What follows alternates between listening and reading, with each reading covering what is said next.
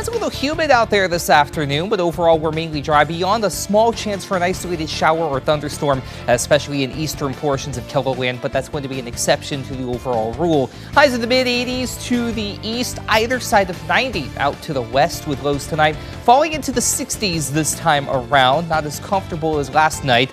And also we could see a few thunderstorms up to the northeast. We'll talk about that. Go through the rest of your 7-day forecast as well coming up, but until then, Midday in KELOLAND starts right now. Live from KELOLAND Media Group, Midday in KELOLAND. Another large addition coming to the Sioux Falls Airport. We're going to tell you about the latest major project. Plus, divisions on Capitol Hill over whether President Biden should stay in the race. I'm Natalie Brandt with what lawmakers are saying and the president's big test this week. Good afternoon and thanks for having us. The November election is still a few months away. The debate is heating up over an initiated measure in South Dakota. IM-28 would eliminate a tax on groceries or items sold for human consumption in the state. Supporters say it would help families struggling to buy food. Opponents say it could hurt the state's bottom line and lead to other taxes. The group, led by Sioux Falls Mayor Paul Tenhaken, calls itself South Dakotans Against a State Income Tax. They're concerned about how the revenue might be replaced. We're going to take a closer look at their concerns. Plus, we'll hear from the other side coming up tonight at 10 o'clock. I'll have that full story for you.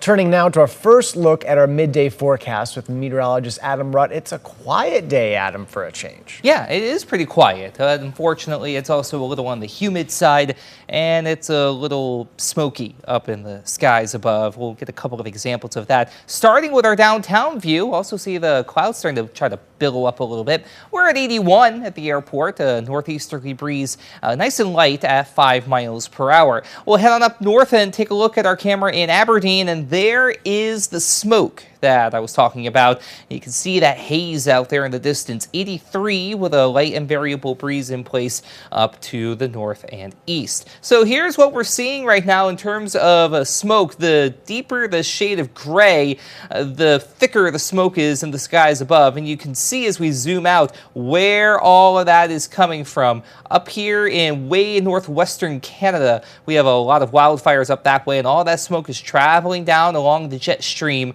through Saskatchewan, through Manitoba, and eventually into North Dakota, where they have some thicker smoke over toward Minot and Bismarck for that matter. But then it's trailing all the way down, unfortunately, into KELOLAND as well. And we're going to have to contend with that as we go through the rest of the afternoon. Again, thicker smoke the farther north you go toward and north of the border, trying to sneak down into Wednesday as well. We're going to have to contend with this for a little while longer. So, yeah, don't be surprised if you don't get that beautiful blue sky like what we've had in previous days. We're at 80 for Brookings as well as Watertown, 85 in Pierre, 87 Rapid City, 79 though in Spearfish, and 76 for Custer. Also coming at 79, by the way, that's Worthington. Not much of a breeze to speak of right now. It's a pretty calm day out there, and we'll stay pretty calm overall across KELOLAND with high temperatures climbing mainly into the 80s with a couple of low 90s for that matter. We'll zoom in and go zone by zone.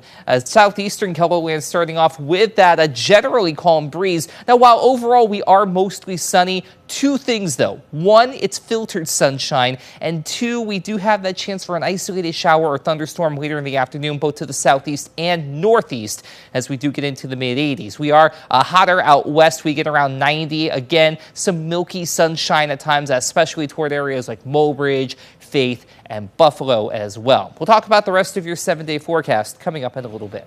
Thank you, Adam. After experiencing its shortest winter season on record, Great Bear Ski Valley in Sioux Falls is trying its hand at a summer concert series. Chill at the Hill will feature a different local musician every Wednesday for 3 consecutive weeks, beginning tomorrow with folk artist Brady Reed. Chill at the Hill is a couple Wednesdays this month where we're going to have some live music and food trucks, open up the bar, just an opportunity for people to come out to the Bear in the summertime and enjoy the place. Chill at the Hill is from 5 to 8 every Wednesday night through July 24th. We're going to tell you what the food trucks will be serving later tonight. Sioux Falls Regional Airport keeps adding on. It's in the process of building a new parking ramp with a skywalk. But now the airport has plans in place to add more gates to the main concourse, which air travelers say are needed. That's a good idea. Sometimes when we fly back from, let's say, Las Vegas, we have to wait for a gate. Just how many gates are going to be added and how much will it cost? Watch Taking Flight in tonight's Eye on KELOLAND at 10 o'clock.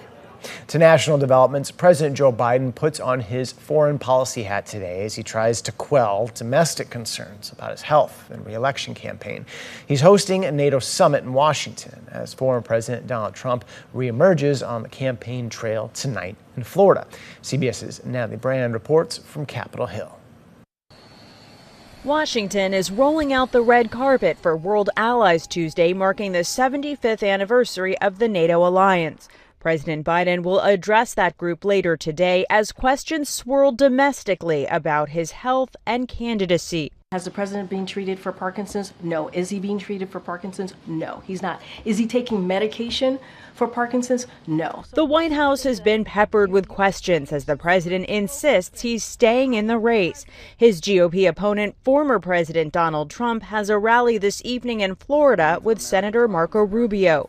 He weighed in on Sean Hannity's show. It looks to me like he may very well stay in. He's got an ego and he doesn't want to quit. President Biden is also trying to prevent defections here on Capitol Hill. He's secured some key backing, but others in the party remain unconvinced. We would be better off with another nominee, okay? I believe that in my heart, my soul, my brain. I'm 100% convinced of that. Congressman Adam Smith of Washington is among the 6 House Democrats publicly calling for the president to exit the race and claims privately there are more. They have different reasons for not wanting to say it. I think it's a high number.